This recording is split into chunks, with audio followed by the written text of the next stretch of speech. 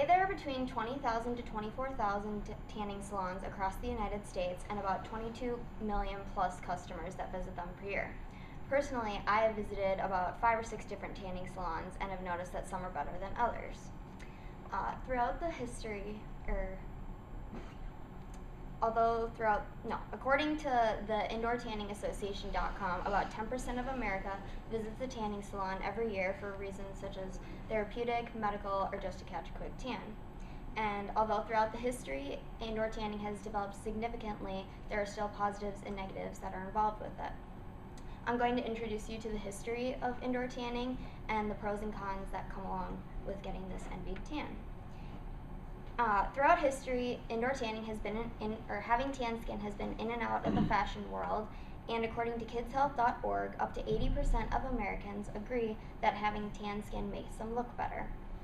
I'm sure you never would have guessed that the UV lights used in tanning beds were invented by accident. They were created by a company named Heraeus in 1906 in Germany while doing medical research, and a man named Frederick Wolf, who was also from Germany, was doing research on athletes using UV lights to determine whether they benefited more from more exposure to sunlight, and he discovered that the UV lights bronze the skin.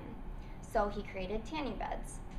He brought them over to America in 1978, and by the 1980s they became extremely popular.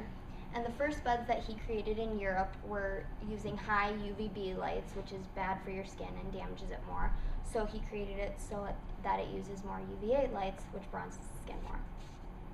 And as with any activity that involves changing your body, it comes with some negatives.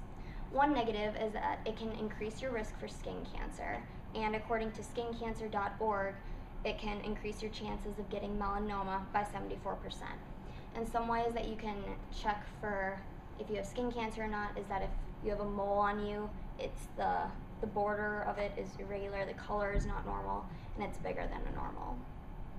And another negative is that it increases the premature skin aging, such as wrinkles or brown spots or freckles. And it can also cause some serious eye problems if you don't wear goggles. You can develop cataracts from it or lose your vision even. And according to the World Health Organization, 20% of people that develop cataracts may have gotten them from overexposure to UV rays. It can also cause pterygium, which is growth over the cornea, or photoconjunctivitis, which is inflammation of the eye.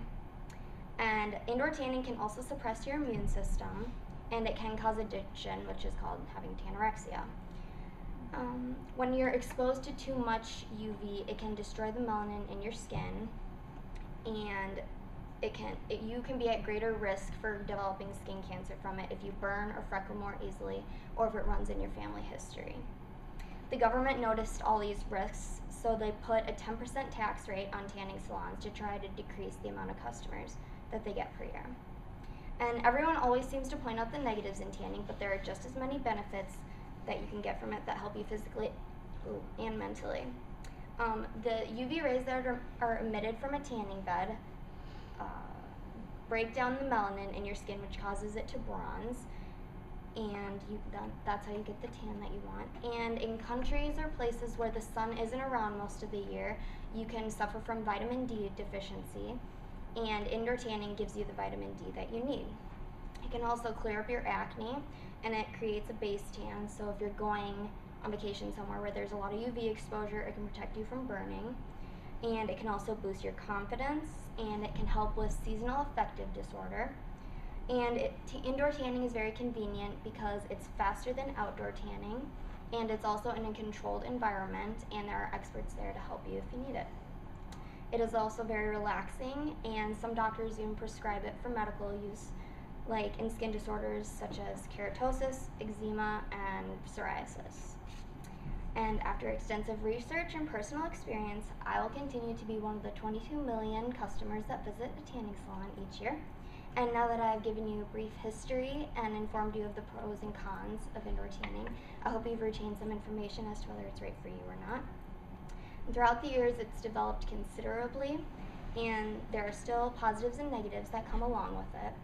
And tan skin makes you look more beautiful, or more healthy and more attractive, and as with anything that makes you better, you just have to take the risk.